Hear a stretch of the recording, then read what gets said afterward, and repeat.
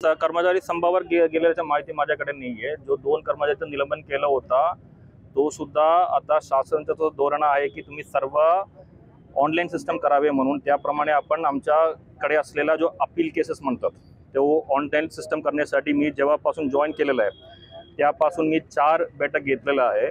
त्यानंतर मी स्वतः गेवराईमध्ये जाऊन मी स्वतः आढावा बैठक घेतलं होता। असे 5 बैठक स्वतः जिल्हाधिकारी म्हणून मी घेतलेला आहे आणि त्यामध्ये मी या सूचना दिलेल्या होत्या। त्यानंतर सुद्धा गेवराई तहसीलचा कुठलाही एकही प्रकरण ऑनलाईन केला नसल्यामुळे आम्ही कारवाई घेतलेली आहे। या जिल्हाधिकारी कार्यालयाच्या अंतर्गत जे महसूल कर्मचारी आहेत ते महसूल कर्मचारी 3 महसूल कर्मचारी, एक मंडळाधिकारी, एक अहवाल कारकून आणि एक लिपिक हे 30 तारखेला याला कोणतीही पूर्वकल्पना न देता कोणती नोटीस न देता यांना निलंबित करण्यात आलेले आहे। यांच्याकडे कोणतेही काम पेंडिंग नसताना कोणतीही पूर्वकल्पना न देता माननीय जिल्हाधिकारी साहेबांनी त्यांना निलंबनाचा आदेश केलेला आहे।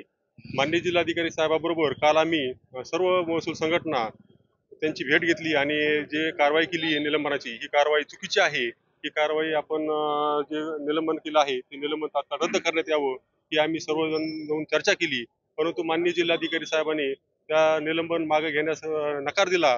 त्यामुळं सर्व महसूल संघटना कोतवालापासून तर मंडळाधिकाऱ्यापर्यंत कोतवाल असन, शिपाई असन, लिपिक असन, तलाठी असन, अहवाल कारकून असन, मंडळाधिकारी हे सर्वजण जिल्ह्यातील सर्वजण आज एक दिवसाची रजा आंदोलन करत आहोत।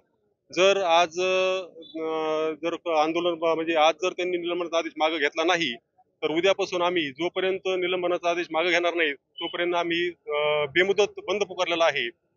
मागील हे 5-6 महिन्यांपासून एका तहसीलचे गेवराई तहसीलचे 12 कर्मचारी निलंबित केले, कोणतीही पूर्वकल्पना देता कोणती त्यांना नोटीस न देता। इथून म्हणजे खालच्या कर्मचाऱ्यावर ड आणि क च्या खालच्या कर्मचाऱ्यावर निलंबनाची कारवाई होतीये। चूक ही वरिष्ठ अधिकाऱ्यांची असती परंतु निलंबन खाल्ल्या कर्मचाऱ्याचं होतं।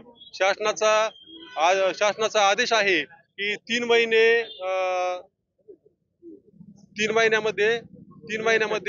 त्यांना पुनर्स्थापित करायला पाहिजे, पण 8-8, 9-9 महिने घेतलं जात नाहीये। ही एक शोकांतिका आहे, त्याच्यामुळे आम्ही बेमुदत बंद पुकारलेला आहे। जोपर्यंत आमच्या कर्मचाऱ्यांचं निलंबन मागे घेणार आहे तोपर्यंत ही कारवाई कशामुळे केली गेली वाटतं? काय खरंच अन्याय झाला? खरंच अन्याय झालेला आहे म्हणून तर हा उठाव केलेला आहे ना।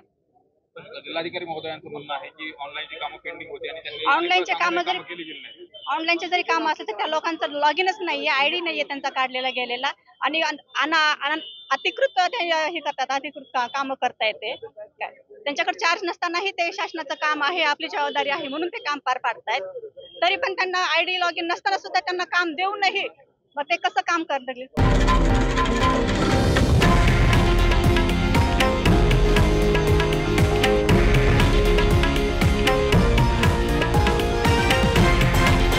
हे आहे देशातील नंबर 1 न्यूज नेटवर्क आणि आपण पाहत आहात TV9 मराठी, एकमेव।